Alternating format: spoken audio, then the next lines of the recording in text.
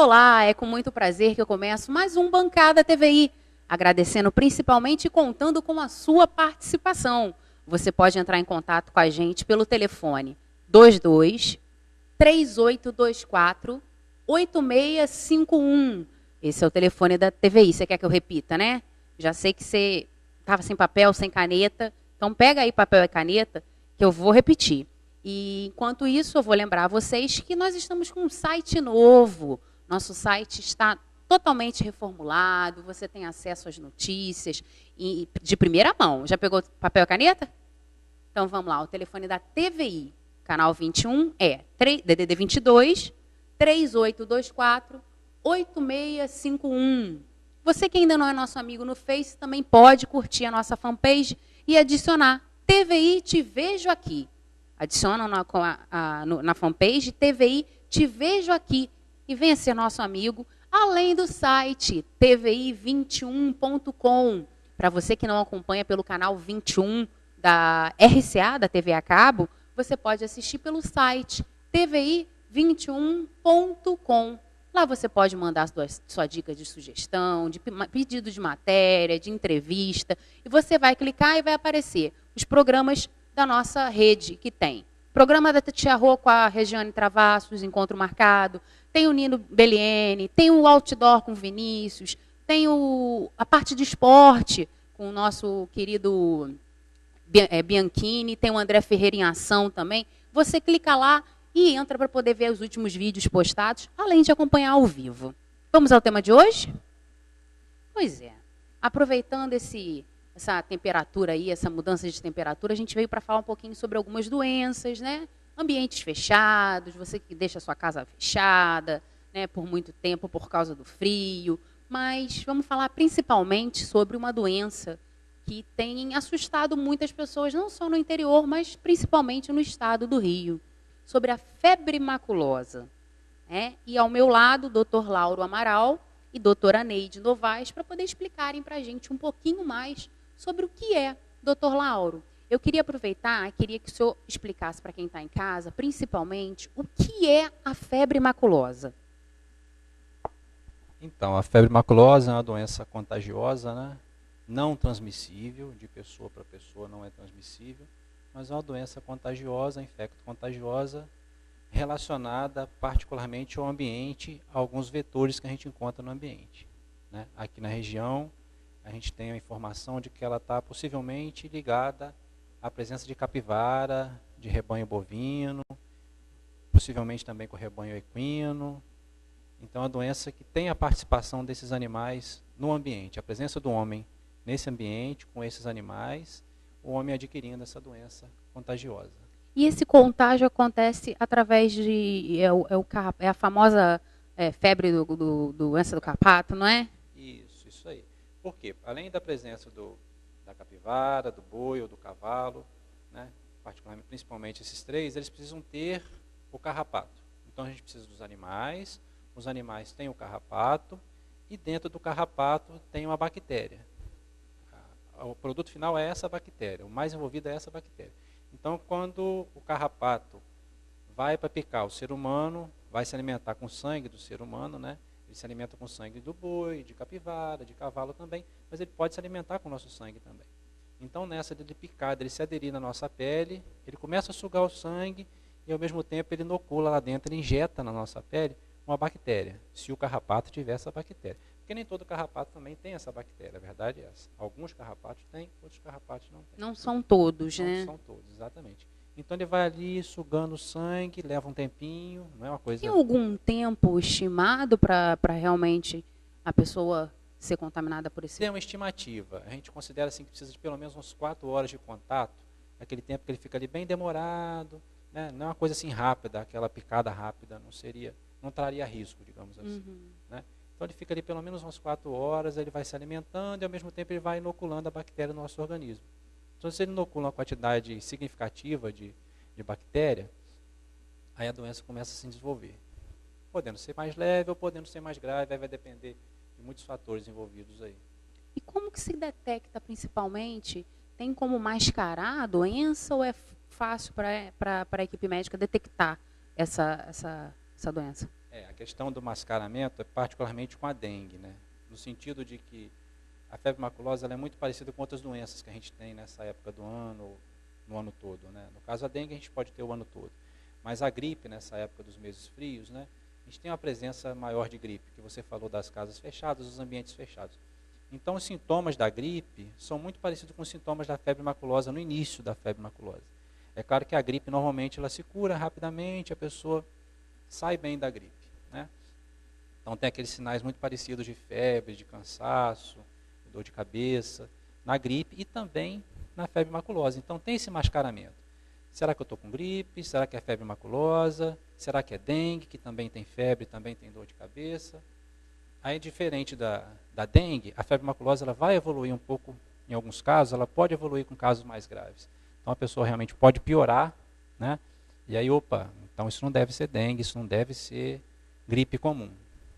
Né? A leptospirose também é muito parecida no início, aquela relacionada à urina do rato, ela é muito parecida no início. Febre, dor no corpo, dor de cabeça, coisas assim que não dão muita pista para a gente, então dá esse mascaramento. Então, às vezes a gente sintoma precisa... é bom realmente a procura por um médico, né? Realmente. Às vezes a gente fica realmente na dúvida desse mascaramento do que pode ser, é tudo muito parecido no início, e aí a gente precisa realmente de alguns exames de sangue para fechar o caso. Falando agora com a doutora Neide Novaes, que é enfermeira sanitarista e coordenadora de vigilância epidemiológica aqui de Itaperuna. Doutora Neide, nós temos alguns dados desse setor, de pessoas que já foram infectadas realmente? Então, a vigilância epidemiológica é um setor que ela trabalha com o sistema de informação. Então, essas doenças são notificadas e também ajuda no diagnóstico, porque a gente tem laboratório de referência do Estado, que a gente encaminha esses materiais para lá para fazer esse diagnóstico também, que a gente não tem a sorologia, por exemplo, é um exame específico aqui na nossa região. Então, esses exames são encaminhados para o laboratório de referência para ter esse diagnóstico preciso. Então, quando existe uma suspeita, aqui, né, no caso em Itaperuna, colhido material, como é que é feito pelo sangue? O paciente com suspeita, ele dá entrada em alguma unidade de saúde, que seja na emergência, né, na UPA, no PU, ou no Hospital São José do Avaí, em qualquer lugar, unidade de saúde que ele vai passar por uma consulta. Então, já é um caso suspeito, então a gente já faz a notificação para o sistema de informação, que é nacional, e também a gente já colhe esse material para a gente fazer esse diagnóstico. É um pouco demorado, porque não é do município, é um laboratório de referência no Rio de Janeiro, que é o LACEN, e depois também esse material é enviado para a Fiocruz, também para outros laboratórios também que estão disponíveis, que é BH. Então, os laboratórios de referência são vários laboratórios. Acaba distribuindo para esses laboratórios. Então, por isso, demora um pouco esse retorno com o resultado. Né? E, doutora, outra coisa, a respeito, né, dos exames. Nós temos algumas estatísticas, alguns dados já referentes a Itaperuna? Tem, assim, nesse surto, né, vamos dizer, esse surto que está acontecendo nesse momento, a gente tem, não só de Itaperuna, quanto da região também, que acaba dando entrada pela UPA, vem transferido para São José do Avaí também. Então, tem um número mais ou menos que a gente, notificados, de 45, mais ou menos, pacientes que passaram por aqui. 45 notificados aqui por Itaperuna. Notificados. Então, tem suspeitas leves, casos leves, tem alguns que foram internados para fazer uma medicação injetável, que só o hospital que dispõe dessa medicação, e também 3 óbitos que ocorreram aqui em São José do Avaí, que são 2 de varicela, que também foi logo no princípio, o primeiro óbito foi logo no princípio, que ainda não se sabia que poderia ser uma febre maculosa. Então, aconteceu o primeiro óbito, depois logo o segundo. Também em varicela. Também de varicela. E o último agora, que é suspeito também, de natividade. Mas a gente já tem um caso confirmado, com o exame de laboratório, que a gente já tem Um de Varriçai. Dos óbitos. Dos óbitos confirmado Um já confirmado em Varriçai. Confirmado. E uma coisa que a gente estava lembrando, até conversando aqui nos bastidores, a respeito principalmente da UPA, né? O Hospital São José do Havaí, a gente sabe que é referência. Né? É um hospital de referência. Graças a Deus, não só estadual, mas como nacional em várias áreas, parte neurológica, cardiológica, ortopédica, enfim, em todas as áreas.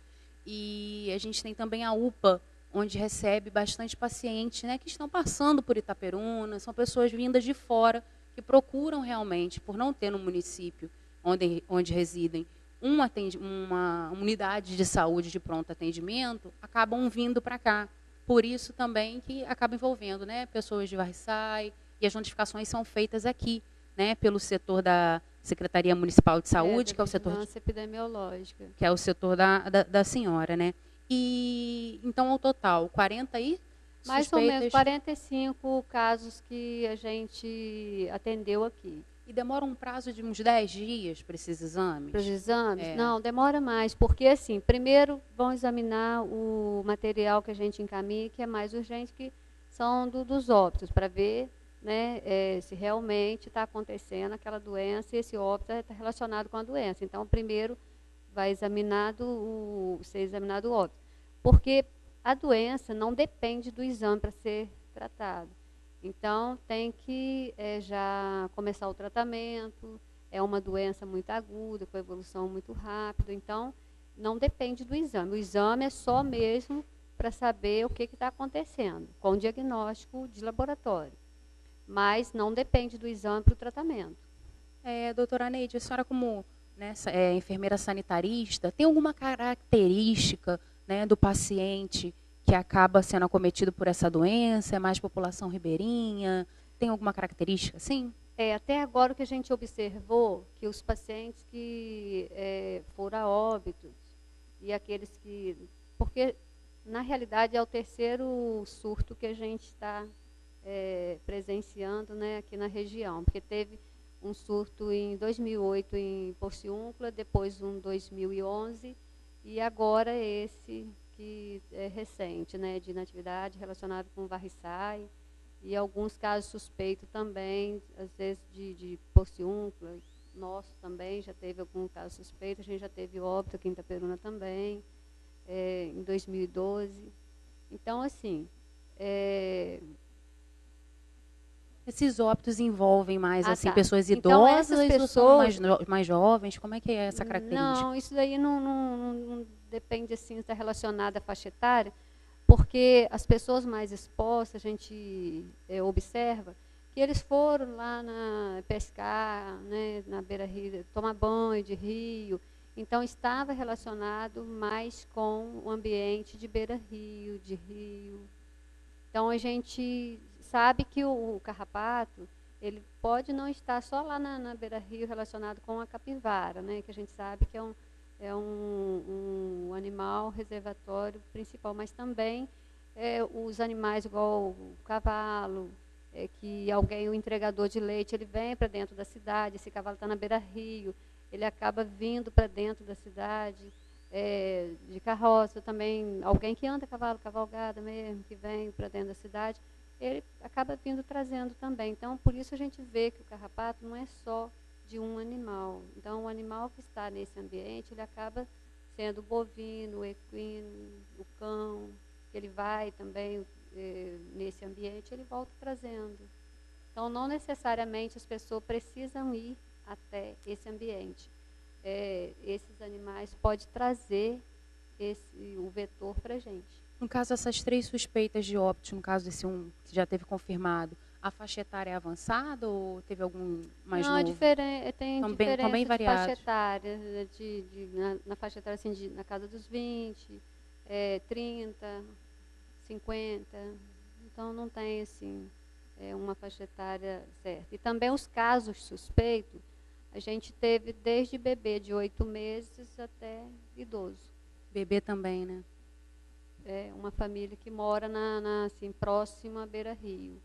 Então, teve um bebê de 8 meses de natividade, né, aqui na zona rural de natividade, e também uma criança de 4 anos, que é da mesma família. Só os filhos, no caso? Só os filhos. e porque a própria picada foi feita pelo porque inseto, lá porque não é tem- transmissível, né? Como o Dr. Lauro já É verdade. explicou, as crianças que acabaram sendo picadas. As crianças acabam brincando no quintal e alguém que está no ambiente vem para dentro de casa, traz na roupa, aí acaba pegando nas crianças também. Uhum. Eu vou dar uma paradinha para o intervalo e daqui a pouquinho a gente volta com mais Bancada TVI.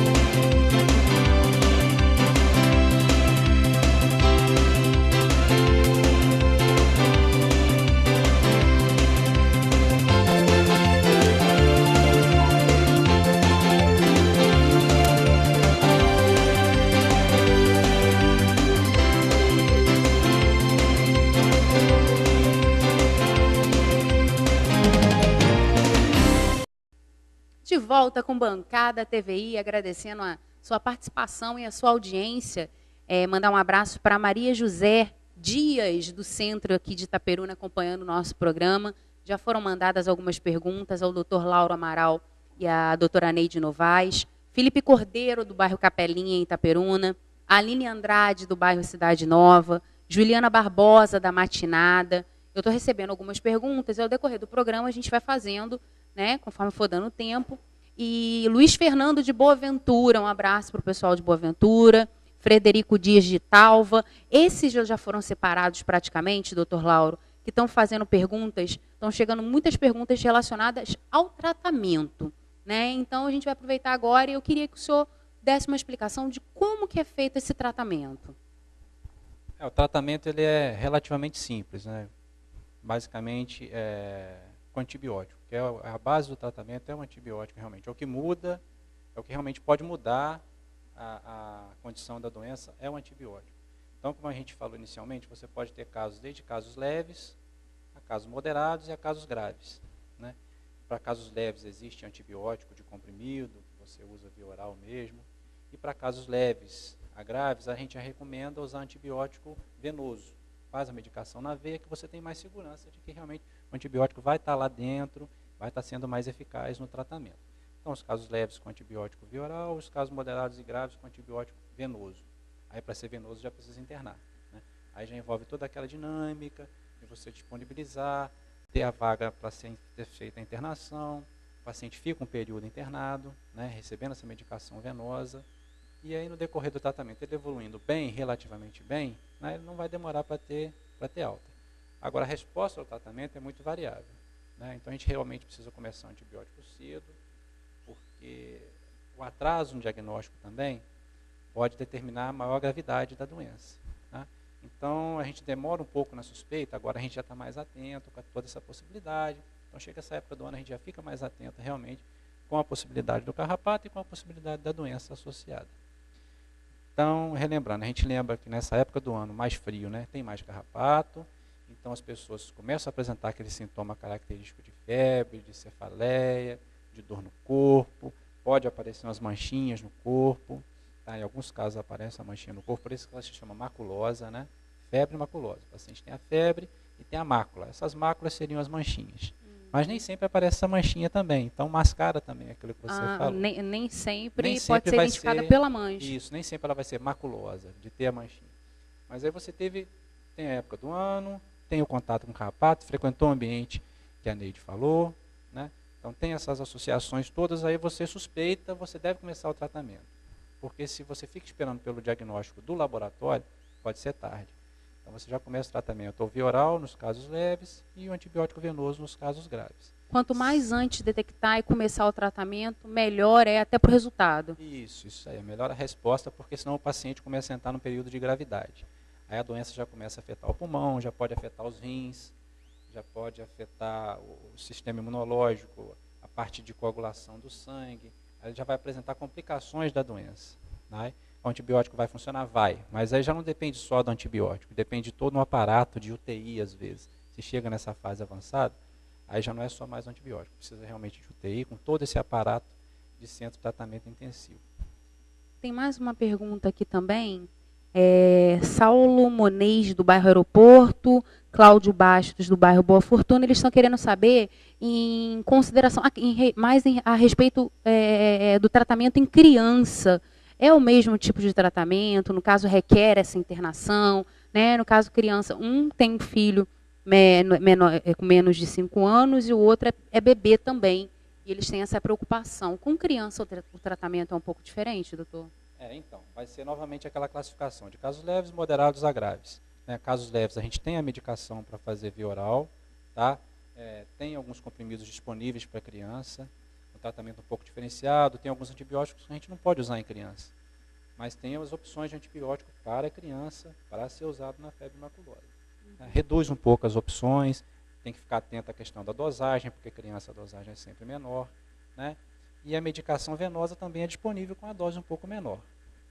Mas não tem essa de por baixa imunidade, ser propício a uma complicação maior? Não tem... Existe essa possibilidade, existe sim. Também? Todas as doenças infecciosas, de maneira geral, quando elas pegam as crianças e os idosos, elas tendem a ser mais graves. As crianças, porque ainda não têm, talvez, o sistema imunológico bem maduro, bem preparado, e o idoso ele já começa a perder um pouquinho da sua imunidade que ele adquiriu ao longo da vida, né? Então, nesses casos, a doença pode se manifestar de uma forma um pouco mais pesada realmente. E, doutora Neide, para a gente falar um pouquinho sobre, falamos sobre tratamento, sobre prevenção. Qual a importância e como se pode prevenir? Então, a prevenção quanto assim, carrapato, é uma situação mais complicada, porque não tem como você fazer um tratamento no ambiente. Todo tratamento do ambiente, geralmente é com inseticida. Então, essas inseticidas são venenos. Então, não tem como aspergir esses venenos no ambiente, porque tudo que joga no ambiente, ele vai para a água. A água, então, retorna para a gente mesmo utilizar. Então, utilizar assim, também para uso e também para regar plantas, né, verduras, que volta tudo em torno, voltando para a gente. Então, o ambiente é mais complicado de tratar. Então, a prevenção, as pessoas que forem a esses ambientes que já sabem que tem o carrapato mesmo, se prevenir usando calça comprida, bota, procurar vedar a boca da calça, né, na bota, para o carrapato não entrar. E a cada 4 horas, mais ou menos, que esteja nesse ambiente, olhar, colocar de preferência as roupas claras e olhar o corpo se tem algum carrapato. Roupa clara para poder identificar melhor, né? Para ver o carrapato mesmo, né? E também, em cada 4 horas, dá uma olhada no corpo se tem algum carrapato já se agarrando, né, no corpo, para evitar. Porque depende, igual o doutor Lauro já falou, ele depende de uma quantidade de tempo para ele fixar e se alimentar e transmitir essa bactéria. Então, o importante é a cada 4 horas estar olhando, vendo mesmo se tem algum carrapato no corpo para tirar. E quanto à prevenção, na zona urbana também a gente acha assim, um pouco difícil, porque se tem carrapato, vem dos animais, né, de pequenos portes, né, gato, cachorro, também é difícil a gente ver. O negócio é colocar cachorro, colocar coleira para outros parasitas também, porque quanto mais parasita tem, chama parasita também para ele. E também os animais de grande porte que circulam dentro da cidade, acaba trazendo para os animais. Então, está sempre levando veterinário para cuidar, para um remédio lá, um anticarrapaticida, porque tem, às vezes, via oral para tomar, e tem também alguns que são injetáveis mesmo para os animais. Então, isso aí, levar sempre no veterinário e pedir as informações, né, para esses anticarrapaticidas, para não fazer infestação até em casa mesmo. Porque nessa época muito seca, porque a doença ela está mais relacionada com o tempo, assim, de abril a outubro, que é uma época mais seca, que é a época da desova do carrapato. Então, tem desde aquele carrapato adulto, que é aquele carrapato estrela, também aquele que eles falam de micuim, que ele é aquele pequenininho que Específico que mesmo a para o gente quase desenvolvimento não nessa vê. época. Então, quanto o carrapato adulto, é mais fácil da gente detectar, ver, olhar na pele mesmo. Mas aquele pequenininho, às vezes ele está fixado ali, é uma coceirinha muito menor, né, do que aquele carrapato grande, e acaba passando despercebido. Você coça, ele cai, você nem vê. Então, assim, é bom se prevenir, olhando, assim, estando no ambiente, olhando se não tem o carrapato agarrado. Em casa, os animais de pequeno porte, sempre levar ao veterinário, fazer o carrapaticida, ter esses cuidados. Então, fica aí também uma dica aos nossos telespectadores que fizeram a pergunta a respeito das crianças. É bom os próprios responsáveis, né, os familiares, estarem mantendo uma rotina, né, de verificação. A criança foi brincar, porque a gente sabe que a criança vai brincar, né, mexe em tudo, se envolve em qualquer local. Está fazendo esse controle e essa observação, né, doutora? Com certeza. E até assim, eu tenho um cachorrinho em casa, pequenininho. Quando ele sai na rua, geralmente ele volta com carrapato. Então, às vezes, o vendedor de verdura, alguém que vem à cidade, às vezes circula também, né? Alguém a cavalo por ali, carroceiro, né? Contato com os outros animais também. Então, geralmente ele pega carrapato. Então, a gente tem que estar sempre olhando. Ele saiu na rua, voltou para dentro de casa, tem que olhar. E sempre assim, uma rotina mesmo, de levar o veterinário para estar fazendo esse anticarrapaticida também. Doutor Lauro, o senhor estava comentando a respeito, né, justamente desse contato dos animais com os outros, né? Isso é uma questão que a doutora Neide está falando, que também é fundamental, que às vezes o nosso animal de estimação vai para a rua e tem contato, e dessa forma pode-se adquirir essa doença? É uma possibilidade. Você cuida do seu animal, né? Mas você leva ele para passear na pracinha e ele vai entrar em contato com outros animais. Né? Eu já soube até da possibilidade de pombo trazer. De repente você está com o seu ambiente em casa perfeito, mas aí vem um pombo, né, e traz alguma coisa ali também e aí deixa para o seu animal. Então você sempre ali olhando o seu animal, cuidando dele, levando no veterinário, fazendo um controle. Isso animais de pequeno porte. Agora os animais grandes realmente, o produtor tem que acompanhar isso de perto. O acompanhamento e o controle, né? É um controle mais assim, um animal de pequeno porte, você vai fazer um controle mais imediato. Agora o animal de grande porte, ele vai ter que fazer um controle anual, com frequência, até porque ele tem interesse que o gado, né, o cavalo, ganhe o peso. Então vai ser um controle que vai fazer ao longo do ano mesmo. Agora eu queria que a Neide falasse sobre a equipe da Fiocruz que teve aí para dar um apoio logístico para a gente. Como é que ficou esse apoio, Neide? Nós tivemos uma equipe, o doutora Neide aqui? Teve. Desde o primeiro surto que houve em Porciúncula e mais agora esse surto agora, então sempre a gente comunica a Secretaria de Estado, então vem profissionais desse setor que faz a investigação entomológica, que é fazer a coleta do carrapato e também dos animais, coleta o carrapato nos animais, coleta sangue, então faz uma investigação para ver se tem realmente mais, não só o carrapato, né, ali em si, que ele faz a coleta do ambiente, mas também dos animais, o carrapato nos animais. Então já houve essa pesquisa aqui da Fiocruz, já tem uns 5 anos mais ou menos, e periodicamente a gente chama, porque a gente já teve um óbito em Itaperuna, em uma localidade, então diariamente a gente faz essa pesquisa para ver, coletar esse carrapato, para ver se continuam parasitados. Mas assim, nessa pesquisa com a Fiocruz, teve até um pesquisador aqui, Dr. Gazeta, ele fez até um comentário, que nos Estados Unidos é conhecido como a doença da montanha, a febre maculosa, e onde eles detectam a Rickettsia, que é a bactéria, né, que parasita o carrapato. Então, ele fez um comentário que quando detecta em um ambiente, ali ele vai estar presente sempre, porque ele tem um ciclo evolutivo ali, né? Tem os animais, que renova esse ciclo todo ano. Então, a própria bactéria, diariamente.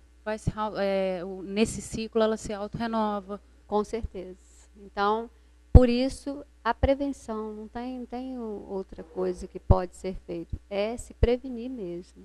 E a equipe da Fiocruz, no caso, ela está sempre prestando esse auxílio a vocês? Está nessa parceria realmente? Sempre nessa parceria, Secretaria de Estado, a Fiocruz, sempre nessa parceria com a gente, de pesquisa. Lembrando que são setores da Secretaria Municipal de Saúde, né, doutor Lauro? Uhum. Nós estamos aqui, então, com a doutora Neide Novaes, coordenadora de Vigilância Epidemiológica, e o doutor Lauro Amaral, que é coordenador de Vigilância e Saúde. Nós vamos dar uma paradinha para o intervalo. Daqui a pouquinho a gente volta com mais Bancada TVI.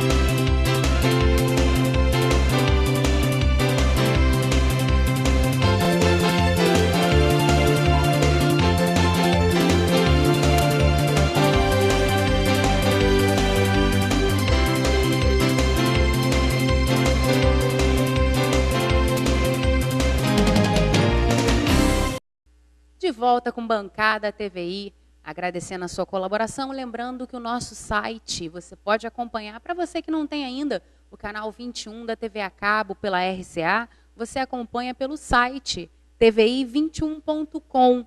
Lá você tem toda a nossa programação, todos os vídeos postados, e tem uma parte, um canal só de dicas, sugestão, comentários, que vem diretamente para a gente. Além do telefone da TV, que é o 3824 8651, DDD 22, porque a nossa sede é em Itaperuna. Agradecendo a colaboração, principalmente a participação do pessoal aí de Caraí, que está acompanhando pelo site, Celso Menezes e Natália Rodrigues, um grande abraço para vocês. Chegou uma pergunta aqui também a respeito do, deixa eu ver aqui, Cleiton Juan, de Bom Jesus, do Itabapuana. Ele está querendo saber, ele tem parentes que trabalham com uma atividade pesqueira. Não sei qual dos dois pode me responder, ou a doutora Neide ou o doutor Lauro, fiquem à vontade. Como que eles devem agir, se prevenir no caso, porque lidam diariamente, né, com uma suposta envolvimento, né? E qual seria a melhor orientação, doutora Neide? Então, como a gente já falou aqui na prevenção, então eles devem se prevenir, porque esse ambiente é de trabalho deles, né?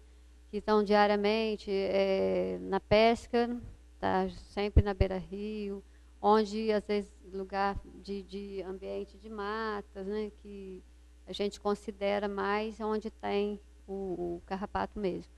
Então, é se prevenir, calça comprida, roupas claras, vedar a boca da bota, né, estando de bota, sempre calçado, para evitar mesmo e fazer aquela catagem do carrapato no corpo em cada 4 horas. Esse período de chuva, principalmente. Nesse período de abril, outubro, que é a época considerada que tem mais, que é a época da doença mesmo, e que tem mais carrapato, que é a desova do carrapato mesmo, nessa época. Então, na época de chuva, que é a partir de outubro, são as chuvas mais pesadas, que época de inundações, então diminui essa quantidade de carrapato, ele já vem diminuindo por conta das chuvas pesadas. Mas, voltando à prevenção, que os pescadores, tiradores de areias, os campeiros, né, que estão sempre no ambiente, eles têm que estar sempre atentos a essa época para se prevenir mesmo. Igual eu falei, roupas, botas, Existe alguma campanha ou algum certo tipo de procura nessa época por esses trabalhadores, ou a senhora percebe que ainda não estão muito atentos a esses riscos, os familiares, inclusive, Cleiton Juan, já que você é familiar de um e puder estar repassando isso, né? É importante eles estarem procurando também, né, essas instruções. O importante também é eles ficarem atentos, por conta deles estar nesse ambiente, e aparecer com que essas doenças, né, igual o doutor Lauro já falou aqui, sobre as doenças febre-maculosa, leptospirose, dengue, gripe, todas se parecem no princípio da doença. Então, procurar o atendimento o mais precoce, porque o que vai tirar do risco é o atendimento precoce. Então, quando eles forem para um atendimento, sempre relatar o ambiente que ele trabalha, que ele esteve, que ele, né, está sempre ali. Então, sempre relatar, porque o ambiente mais a clínica, isso é um conjunto de coisas que vão se juntar para fazer um diagnóstico. Então, deixa aí o recado ao pessoal de Bom Jesus. Obrigado também pela participação, principalmente, né, o pessoal aí dos pescadores, que são sempre pelo site, aí junto com as famílias, assistindo a gente. Paulo Sérgio de Varriçai, Camila Rezende de Porciúncula. Estão chegando algumas perguntas novas aqui. O Paulo Sérgio diz que é a respeito da esposa. Cadê? Paulo Sérgio e Camila Rezende, um de Varriçai e um de Porciúncula. Varriçai até onde já teve a suspeita de óbito, né? O Paulo comenta, doutor Lauro, que a esposa dele, nessa época de clima frio, já deixa o ambiente totalmente fechado. Deu 4 horas da tarde, ela já fecha o ambiente.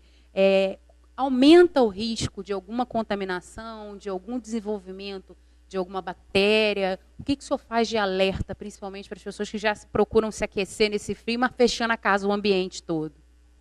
É comum nessa época do ano a gente fechar a janela mais cedo por conta do frio, né? E também tem aquela hora que o sol começa a diminuir, a gente gosta de fechar para não entrar muito pernilongo. Né? Pernilongo gosta de entrar nesse horário que está baixando a luz do sol. E a gente faz isso mesmo para se proteger do pernilongo, para se proteger do frio, é esperado. Mas qual o risco que tem? Vamos supor que nesse ambiente familiar tem alguém com a gripe, ou tem alguém com alguma outra doença mais grave, que pode ser transmitido nesse ambiente muito fechado, né? É um risco que se corre, enfim. Mas aí, daí o que a Neide falou de você procurar precocemente. Se tem alguém do elemento da família que está adoentado, é melhor procurar o esclarecimento no posto de saúde para definir, é só uma tosse, é uma coisa passageira, é tosse de cigarro, não é nada que traz risco. Será que tem problema ficar ali dentro do quarto fechado, todo mundo fechado, respirando aquele ar ali, alguém tossindo, tem um risco de transmitir alguma coisa para alguém? Então, é melhor a gente buscar um esclarecimento com relação a esse caso, né? E aí vamos definir se tem algum risco ou não, porque, de fato, ficar com a janela aberta no frio a gente não vai conseguir. Então, vamos tentar descobrir o que é e se traz risco. Se traz risco, a gente vai tratar. Mas manter o ambiente arejado realmente é muito indicado. Isso, durante o dia você tem que arejar, né? Durante o dia você vai arejar. Se em último caso for uma coisa que ficou bem definida, né? Que suponhamos assim, um caso mais grave, uma tuberculose. O paciente está tratando em casa, ainda não deu tempo do antibiótico fazer efeito plenamente, então ainda tem um pouco de tosse, então ainda tem o risco de transmitir para as pessoas que estão ali dentro, né? Se puder ele dormir num quarto separado, é o melhor, né? Se é possível na casa ter um quarto que ele possa dormir separado, ele vai lá fechar a porta e deixar a janela um pouco aberta. Aí o ar vai circular um pouquinho e vai sair pela janela, né? Se possível ele dormir num quarto separado. Mas isso é um caso mais grave assim de uma tuberculose. Teve também uma pergunta aqui justamente para a gripe, para a leptospirose, determinadas para a febre-maculosa, não teria esse risco, que elas não se transmitem de pessoa para pessoa. Justamente sobre essa parte que o senhor falou, né, do ar entrando, saindo, chegou uma pergunta, eu não lembro agora, tem que procurar o nome de quem foi, justamente a respeito. Uma casa com as duas portas, essa ventilação realmente é fundamental ou basta uma janela, circular de uma janela para uma porta, ou a corrente própria de ar dentro da casa, isso é mais indicado? O ideal é que tivesse um local de entrada e um local de saída, né? Mas nem sempre você vai conseguir fazer isso, até pelo frio e tal, né? Mas aí cada caso de fato é um caso. Normalmente o que a gente consegue fazer é fechar a porta, né? Se você tiver um quarto separado nessa casa, fechar a porta e deixar a janela aberta, ou um pouquinho aberta, que o ar já circula um pouco ali. né, esse seria, ter os dois ambientes abertos, uma janela e uma porta, já ficaria um pouco mais difícil. Aí vai depender do ambiente, da casa. E, doutor Lauro, chegou também uma pergunta, que depois eu tenho que ver o nome. As pessoas estão querendo saber se nessa época, né, de temperatura, aí no caso frio chegando, existem algumas doenças, algumas infecções que elas são acometidas com mais frequência. Sim. Tem? Isso. Nessa época do ano, que é mais frio, né, que a gente tende a fechar mais a casa, ou mesmo independente de fechar ou não a casa. Às vezes você sai de manhã para trabalhar, está todo mundo com a janela do vidro do ônibus ali, fechadinho para não tomar aquele vento ali. Né? Micro-ônibus, ônibus, van, Kombi, está todo mundo fechadinho ali 6 horas da manhã para não pegar aquele vento cheio de fora. Né? Então, nessa época do ano, realmente tem alguns riscos aí. É maior de gripe, é maior de meningite. Né? Meningite também é uma doença que passa pelo ar. Passa pela pessoa, tosse, respira ali muito pertinho. Então, tem esse risco de transmissão também. A tuberculose pode acontecer o ano todo, mas talvez por você estar num ambiente fechado, haja um pouco mais de risco. Se você está nesse ambiente fechado, uma pessoa com tuberculose. Né? Então, tem que ficar atento a essas possibilidades aí, principalmente pela tosse ou a proximidade muito próxima da pessoa, você ter esse risco de adquirir se a pessoa do outro lado está doente. Doenças que passam pelo ar nessa época do ano. Seu Ítalo Gonçalves, deixa eu ver onde está a pergunta dele, que ele é motorista, voltando ao que o senhor falou aí. Ele fica preocupado porque ele trabalha no turno da manhã, não é de Itaperuna não, acho que é Italva. Ele trabalha no turno da manhã e o ônibus fica totalmente fechado. Quais são os riscos dele adquirir a meningite? Se ele precisa fazer alguma prevenção, existe alguma vacina, alguma coisa? Ou ele pode ficar tranquilo, abrindo as janelas do ônibus assim que ele chegar no trabalho? Olha, os riscos assim sempre vão existir, né? Particularmente para esse motorista, ele vai estar sempre recebendo os passageiros ali. Quem vem lá, né? E o que essa pessoa traz? A gente não sabe quem vem nem o que ela vai trazer com ela. De repente esse passageiro ainda nem sabe que está com a doença, né? Ainda está naquela fase inicial da doença, mas ele já tem algum risco de transmitir. Então, realmente são riscos da profissão do motorista, assim como toda profissão basicamente tem seus riscos, né? Então, o que ele pode fazer? Basicamente, ficar atento. Né? Existe até uma vacina para meningite, algumas vacinas para alguns tipos de meningite. Elas não estão assim, amplamente distribuídas. E elas não têm assim, uma eficácia muito boa, de 100%. Né? Uma cobertura baixa, ela te protege por pouco tempo. Então, assim, em geral, ela não é indicada na grande maioria dos casos. Né, exceto quando a gente tem mesmo um surto, a gente vacina algumas pessoas daquela regiãozinha ali que teve algum surto ou micro surto, algumas pessoas mais específicas de maior risco, mas assim, particularmente um motorista do ônibus, a gente não recomendaria. É mais ele ficar atento ao passageiro que entra, que esse passageiro, né, de repente esse passageiro está sempre ali, ele vem na segunda, vem na terça, vem na quarta e está tossindo, então de repente vale a pena até chegar nele e dar essa dica, olha, é melhor o senhor procurar, o que está vendo. Tem aqueles passageiros que se repetem, né? Do contrário, ele pode abrir um pouquinho o vidro dele ali, vai vir aquela corrente de ar fresca e limpa nele ali, ele vai estar respirando. Vamos supor assim, uma situação mais radical, mais extrema, né? Então ele poderia ter essa, se ele não quer, sim, abrir a janela dele. Pelo menos dar uma renovada. Vamos supor que ele não quer se indispor com o passageiro, de conversar com o passageiro, né? O que ele pode fazer? Ele abre ali um pouco mais a janela, vai estar tomando aquela corrente de ar mais fresquinha, aquele passageiro daqui a pouco ou ele vai piorar, ele vai procurar um atendimento e vai se curar, né? Ou aquilo vai se curar sozinho, não era nenhuma tosse importante, era uma coisa passageira, uma irritação passageira, e a coisa vai se resolver por si só. Eu vou dar uma paradinha para mais um intervalo, que tem também uma pergunta a respeito justamente desse tempo de contato por parte da meningite. Eu estou aqui com o Dr. Lauro Amaral e com a doutora Neide Novaes, mas daqui a pouquinho a gente volta com mais Bancada TVI.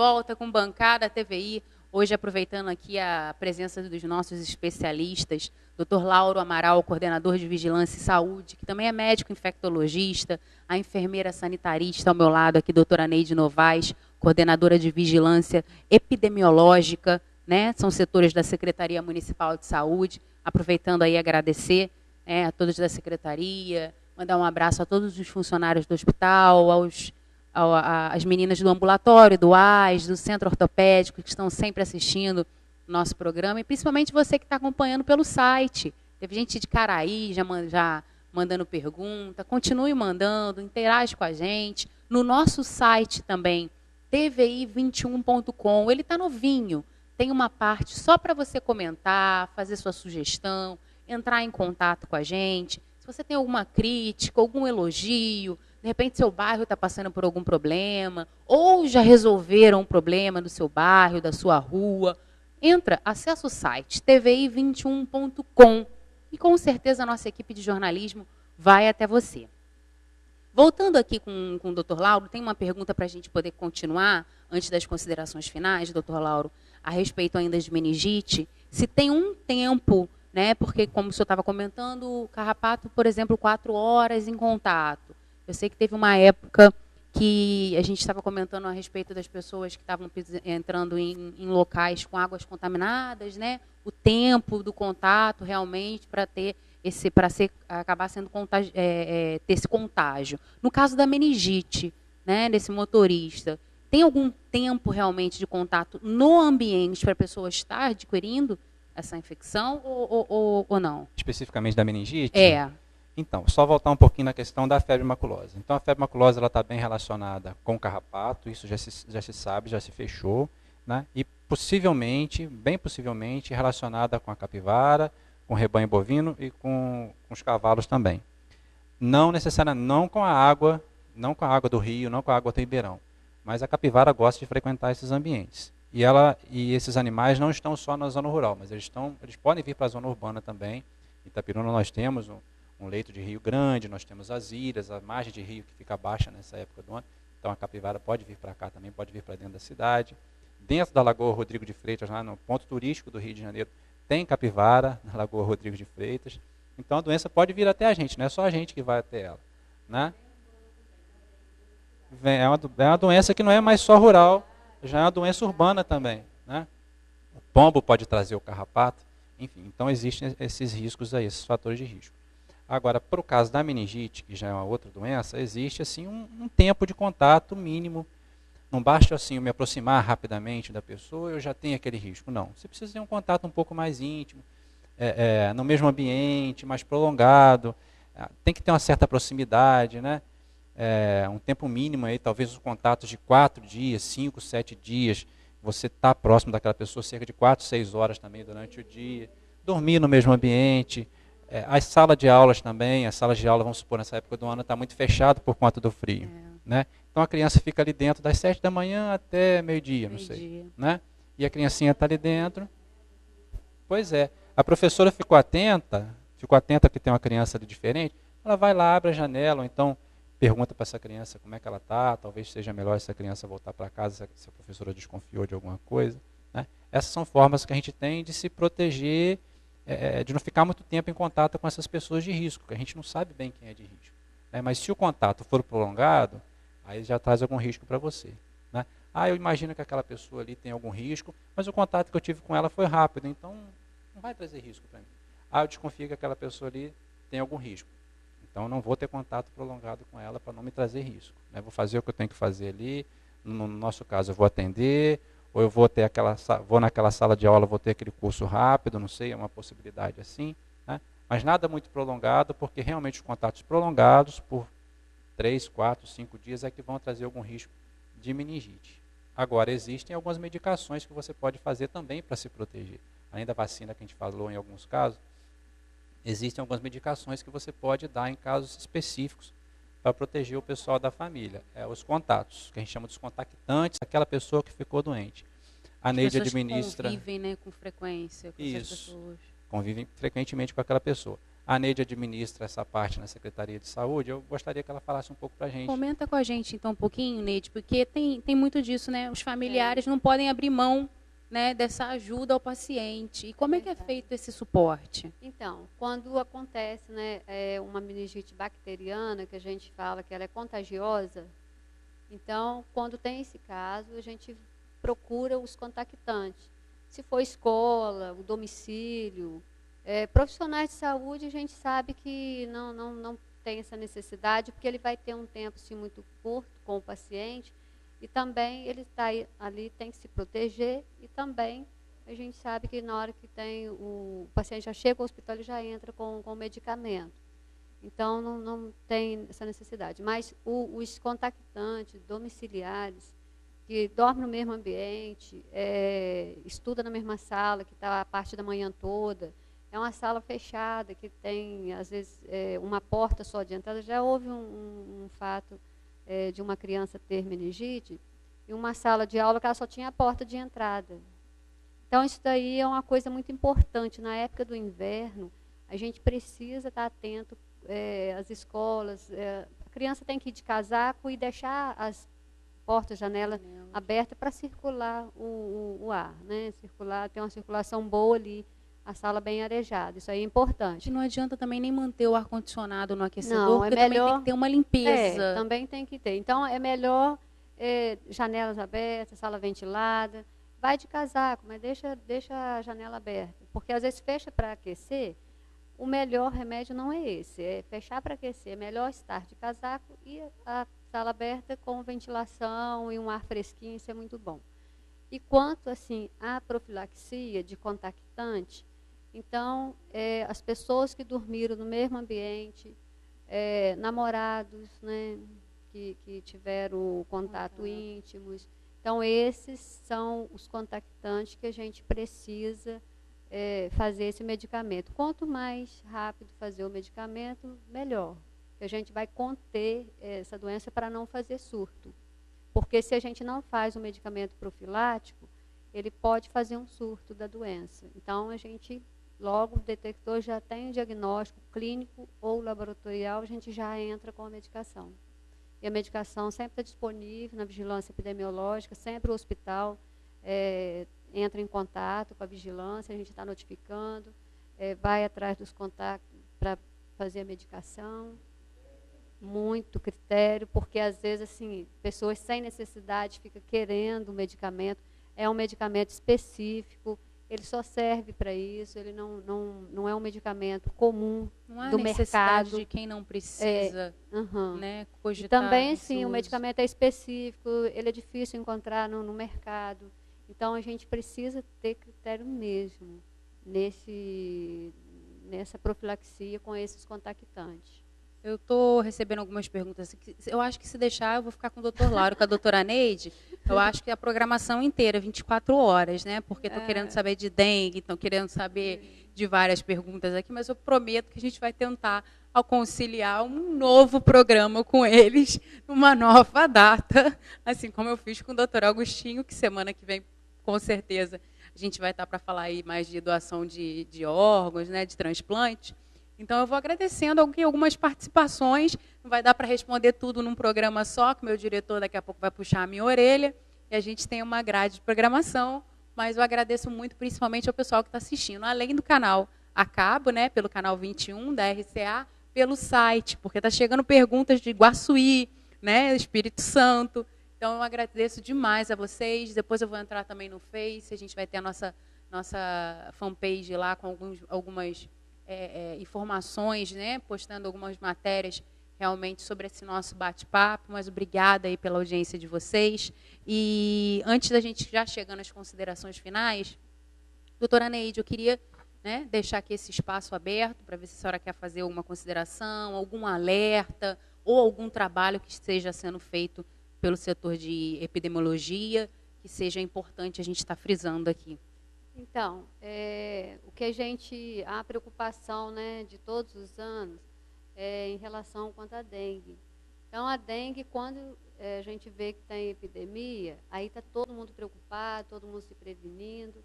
Aí, quando passa essa epidemia, daí a pouco todo mundo esquece. Aí aparece casos, óbito, aí já começa a preocupação de novo. Então, a gente sabe que a dengue tem que se prevenir todos os dias. O reservatório de águas. Então, isso aí os domicílios têm que ser vistos. Tem geladeira que tem umas bandejas atrás que acumula água.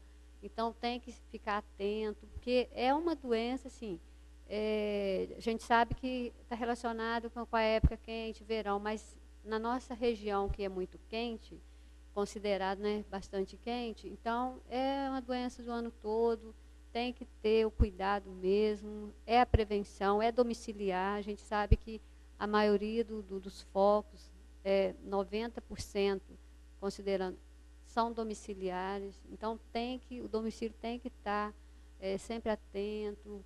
O morador está sempre olhando, caixa d'água, os reservatórios, e também outras coisas que podem gerar foco também. Então, eu acho que a prevenção é a melhor coisa e não tem outro remédio, porque aí ficam preocupados, o fumacê. Então, essa ferramenta é de última instância, é quando a gente está em epidemia, uma infestação muito alta, que a gente utiliza essa ferramenta, mas também não é uma coisa boa para a nossa saúde, porque a gente sabe que aquilo ali é um inseticida, é um veneno que está jogando no ambiente. Então, não é bom para os animais, não é bom para a gente.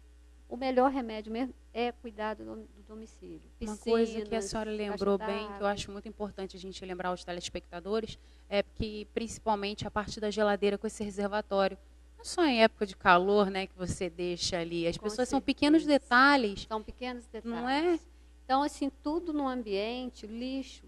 Gente, o lixo tem que colocar no lixo mesmo, para coleta.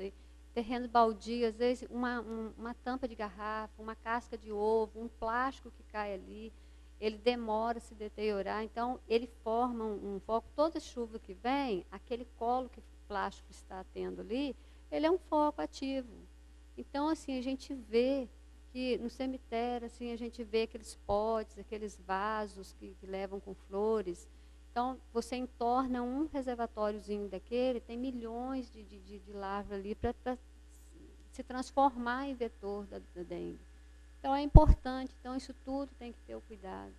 Com certeza. A prevenção é o melhor remédio. Já tem alguma estatística, dados de notificações nesse período de suspeita de dengue? Esse ano a gente não está em epidemia. Diariamente a gente notifica casos, manda material para o Rio, às vezes alguns confirmam, os outros não, mas a gente costuma notificar o ano todo, não tanto quanto a epidemia, né? Na época de epidemia é geral. E, doutor Lauro, no caso agora, para a gente partir para as considerações finais, né? O senhor, como coordenador aí também, até infectologista, mandando um abraço a todos os nossos amigos, aí, principalmente os colegas de trabalho do Hospital São José do Avaí. Quer deixar alguma notificação, alguma consideração, algum alerta ainda que nós não comentamos, que seja importante aí para a gente estar fazendo para os telespectadores?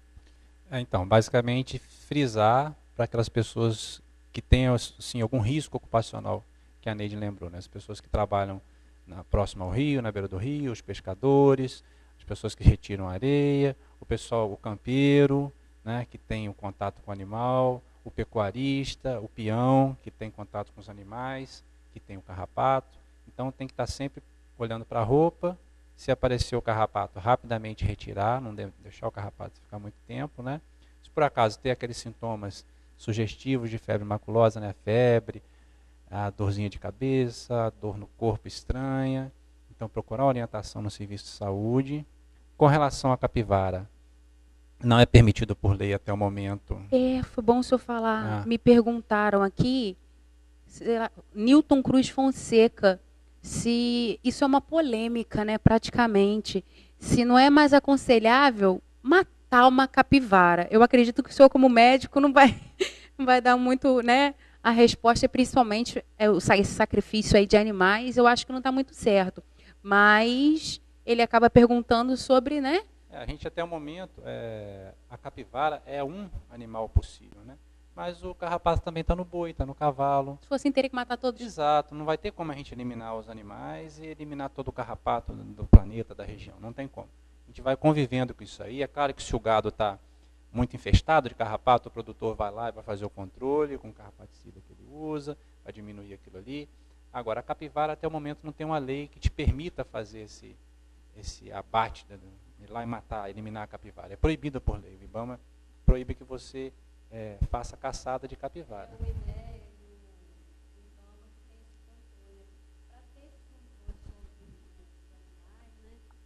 Aí, então, o INEA e o IBAMA que tem essa responsabilidade, porque a gente não pode aconselhar para matar. Nenhum tipo, não só a capivara, mas como nenhum tipo de animal, né? Também ele, assim, a gente sabe que ele é o reservatório principal da bactéria, mas o carrapato, né, que é o vetor, está em todos os animais também.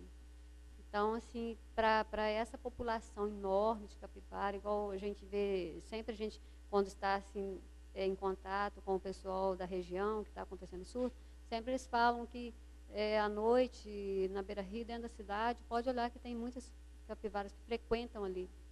Então, assim, é uma coisa que, para essa população aumentada, é só mesmo IBAMA e INEA. Então, Newton, fica aí não apenas, né, para a capivara, mas com certeza a gente tanto que luta aí pelos maus tratos contra os animais que acontecem, né, que já tem as suas penas aí, independente de transmitir ou não uma doença, não vamos maltratar animal nenhum.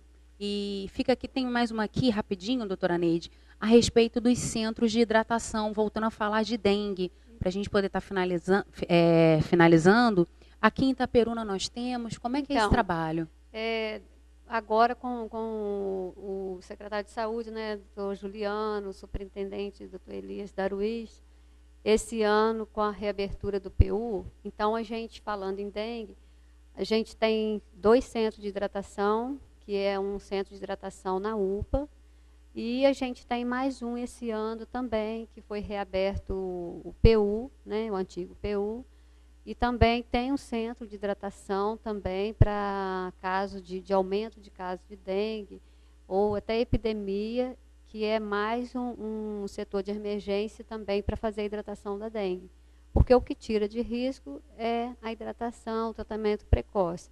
E também, assim, na epidemia o ano passado, a gente viu que a UPA ficou assim, bem agitada, bem frequentada por conta da epidemia e sobrecarregada. Então, agora a gente tem mais esse centro de hidratação, que é no PU, e caso a gente tenha casos ou epidemia, pode procurar o PU também. E, assim, todas as doenças que a gente vê que precisa de hidratação, é até uma gripe. Quem não está alimentando, né, que está debilitado com qualquer virose, qualquer infecção, alguma coisa que precisa de uma hidratação para dar uma melhorada, a gente tem o PU que está atendendo. Mais opção que também às vezes fala assim, vou para a UPA e demora, mas aí com a reabertura do PU, então ajudou o atendimento da UPA, está sendo mais rápido, já não está demorando mais. E o PU também está com atendimento muito bom. Então, não precisa ficar preocupado, eu estou com dor no corpo, não estou aguentando, não vou para lá porque vai demorar. Não está demorando. Então, tudo, a gente sabe que o atendimento, o tratamento precoce é que vai ajudar. Então, pode procurar que a gente está com os 2 centros de hidratação. Que na área de saúde, o município já teve uma grande aquisição, né? Com a reabertura do PU, principalmente com a instalação, né? Com as instalações, com esse centro de hidratação, assim, a gente vê que está ajudando muito. E a gente já teve casos de dengue esse ano, depois da reabertura, então, e outras, surto de diarreia também a gente teve, né, na época de verão. Então, a gente dividiu bem, e quem mora assim, mais próximo, né, que fica mais perto para o PU, foram atendidos o PU, e quem mais próximo da UPA procuraram a UPA. Então, deu para dar uma equilibrada boa.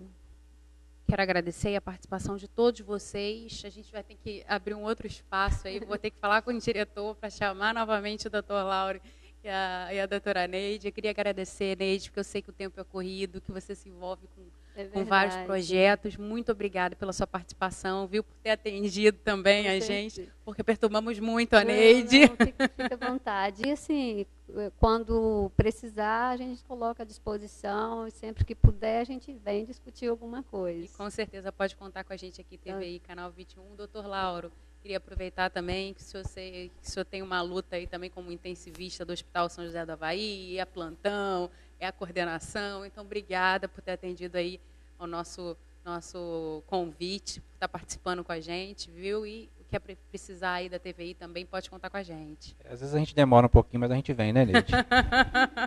Teve um dia que teve plantão, aí perturba a Neide daqui, mas graças a Deus faz parte, né? E a gente vai conciliando. Eu fico por aqui com mais um Bancada TVI e até a próxima semana. Obrigada pela sua colaboração, pela sua audiência, principalmente. Um grande beijo, fique com Deus.